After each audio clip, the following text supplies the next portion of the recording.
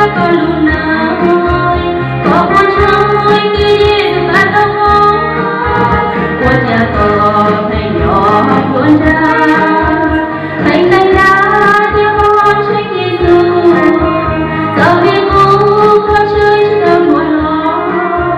chính là nó thấu thư và mang tâm trí, giờ khi trông nhớ chi tôi có quảng cáo,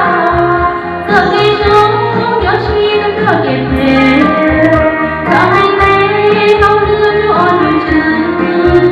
chỉ đi sai giờ nghĩ thở thì lâu thì trông xa, của trong ta thì trông không còn lúc nào, tại vì trời thương con trong đời Giêsu,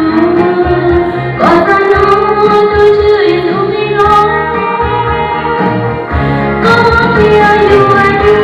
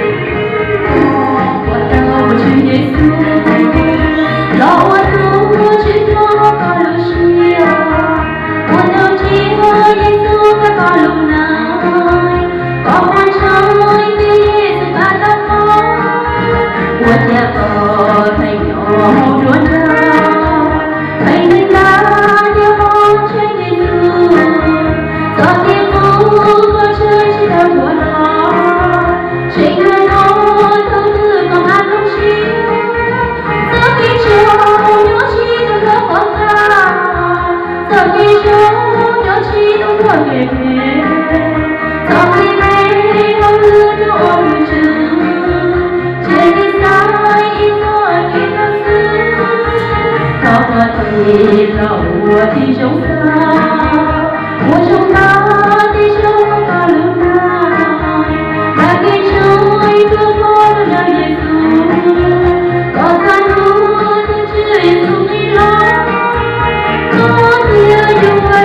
đi.